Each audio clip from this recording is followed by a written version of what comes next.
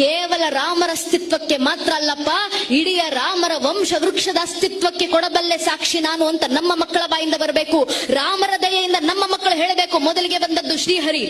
ಶ್ರೀಹರಿಯ ಮಗ ಬ್ರಹ್ಮ, ಬ್ರಹ್ಮನ ಮಗ ಮರೀಚಿ, ಮರೀಚಿ ಮಗ ಕಶ್ಯಪ, ಕಶ್ಯಪನ ಮಗ ಸೂರ್ಯ, ಸೂರ್ಯನ ಮಗ ಮನು, ಮನುವಿನ ಮಗ ಇಕ್ಷ್ವಾಕು, ಇಕ್ಷ್ವಾಕುವಿನ ಮಗ ಕುಕ್ಷಿ, ಕುಕ್ಷಿಯ ಮಗ ವಿಕುಕ್ಷಿ, ವಿಕುಕ್ಷಿಯ ಮಗ ಬಾಣ, ಬಾಣನ ಮಗ ಅನರಾರಣ್ಯ, ಅನರಾರಣ್ಯನ ಮಗ ಭೃದು, ಭೃದುವಿನ ಮಗ ತ್ರಿಶಂಕು, ತ್ರಿಶಂಕುವಿನ ಮಗ ದುಂಡುಮಾರ, ದುಂಡುಮಾರನ ಮಗ ಮಾಂಧಾತ, ಮಾಂಧಾತನ ಮಗ ಸುಸಂಧಿ, ಸುಸಂಧಿಯ ಮಗ ಧ್ರುವಸಂಧಿ, ಧ್ರುವಸಂಧಿಯ ಮಗ ಭರತ, ಭರತನ ಮಗ ಅಶೀತ, ಅಶೀತನ ಮಗ ಸಗರ, ಸಗರನ ಮಗ ಅಸಮಂಜಸ, ಅಸಮಂಜಸನ ಮಗ ಅಂಶುಮಂತ, ಅಂಶುಮಂತನ ಮಗ ದಿಲೀಪ,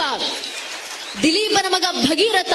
ಭಗೀರಥನ ಮಗ ಕುಕುತ್ಸು, ಕುಕುತ್ಸುವಿನ ಮಗ ರಘು, ರಘುವಿನ ಮಗ ಪ್ರಬರ್ಧ, ಪ್ರಬರ್ಧನ ಮಗ ಶಶಂಕು, ಶಶಂಕುವಿನ ಮಗ ಸುದರ್ಶನ, ಸುದರ್ಶನ ಮಗ ಅಗ್ನಿವರ್ಣ, ಅಗ್ನಿವರ್ಣನ ಮಗ ಶೀಘ್ರವೇದ, ಶೀಘ್ರವೇದನ ಮಗ ಮರು, ಮರುವಿನ ಮಗ ಪ್ರಶಿಷಕ, ಪ್ರಶಿಷಕನ ಮಗ ಅಂಬರೀಷ, ಅಂಬರೀಷನ ಮಗ ನಘೂಷ, ನಘೂಷನ ಮಗ ಯಾತಿ, ಯಾತಿಯ ಮಗ ನಾಭಾಗ, ನಾಭಾಗನ ಮಗ ಅಜ, ಅಜನ ಮಗ ದಶರಥ, ದಶರಥನ ಮಗನೇ ರಘುವಂಶದ ರಾಘವ ಪ್ರಭು ಶ್ರೀರಾಮಚಂದ್ರರು ಅಂತ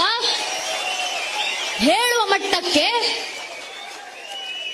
ಮಟ್ಟಕ್ಕೆ ನಮ್ಮ ಹಿಂದೂ ಮನೆಯ ಒಂದೊಂದು ಹಿಂದೂ ಮಗುವಿನಲ್ಲೂ ರಾಮರ ಭಕ್ತಿ ಬಂದ್ರೆ ಸಾಕು ನನ್ನ ನೆಚ್ಚಿನ ಬಂಧುಗಳೇ. ಇದೇ ಧರ್ಮ ಜಾಗೃತಿ, ಇದೇ ಧರ್ಮ ರಕ್ಷಣೆ. ಇಷ್ಟು